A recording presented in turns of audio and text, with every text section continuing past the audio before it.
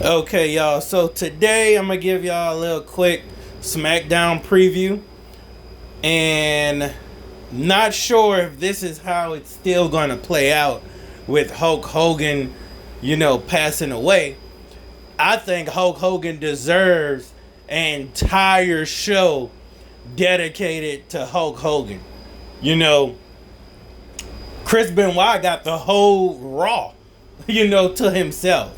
So Hulk Hogan, honestly, he can get a SmackDown, but maybe they don't want to put it on SmackDown. Maybe they might do it on Raw on Netflix or something. But it looks like today we gonna have Randy Orton and Jelly Roll and Logan Paul and Drew McIntyre appear, and they gonna do their little fussy fuss thing.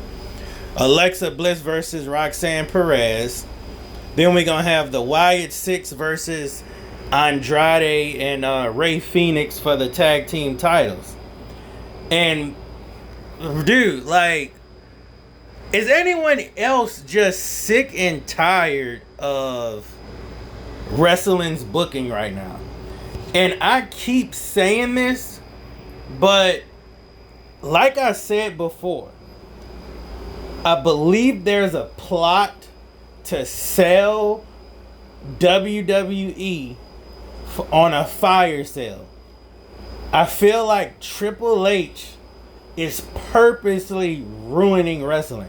There is no way in hell the Street Profits don't just get a title shot, like a rematch clause.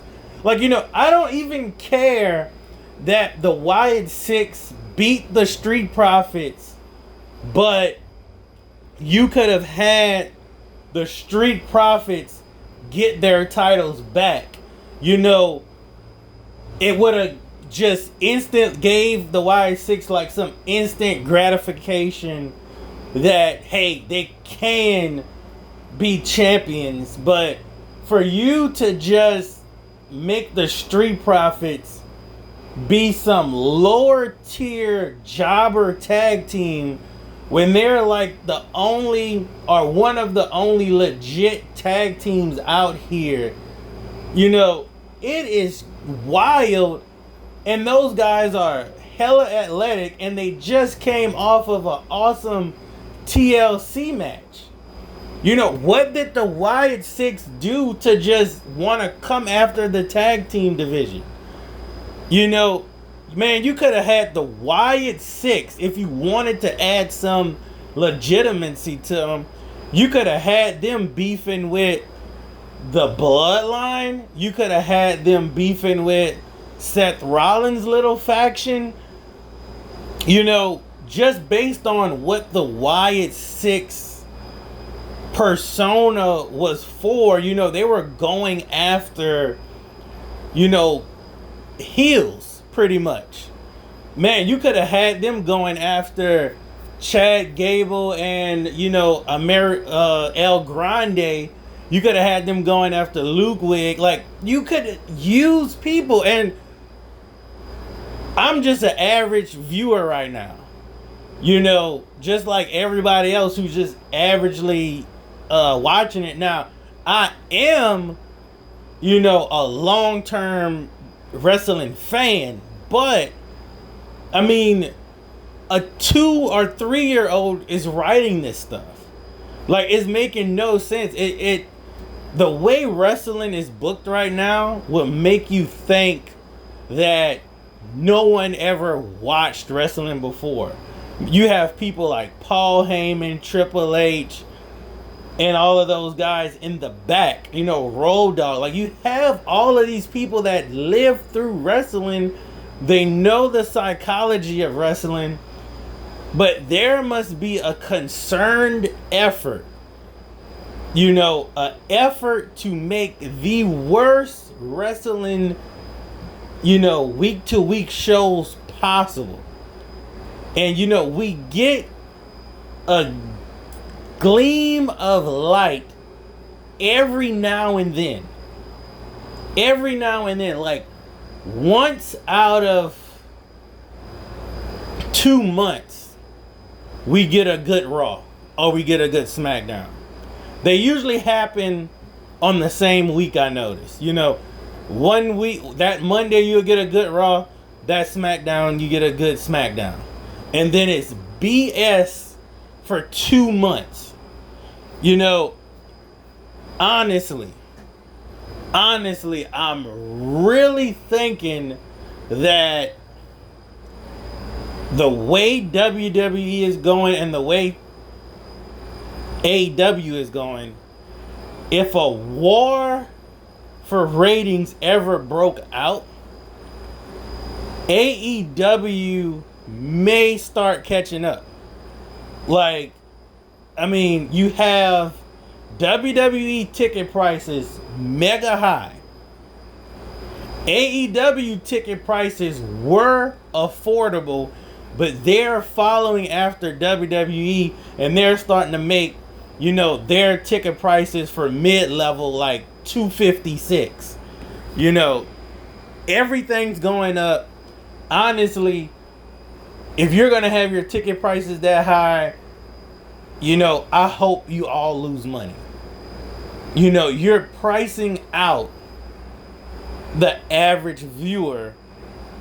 And also, you know, do you want real fans there, or do you just want, you know, somebody who could afford to buy 10 tickets and take people who don't really watch it? You know, going to an AEW event or your regular SmackDown or Raw should not be the same price of a 5-day vacation somewhere. Like, this isn't vacation. This is a 2-hour, 3-hour show. You know, the same thing with haircuts. You know, I see a lot of men haircuts that are just, you know, they go and get a shape up, you know, just routine lineup. You know, your haircut used to be, you know, $20. If it was really good, you know, $25 to $30. Now that same haircut is like $50 to $60, and you're waiting in line to get your haircut for like 2 hours if you don't get there first.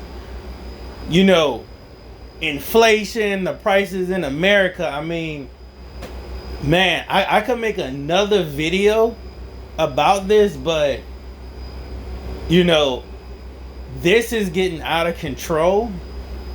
And, like, honestly, I don't even know what we're going to be living in the next few years. But staying on the topic of wrestling, I think a lot of these indie promotions might start to blow up.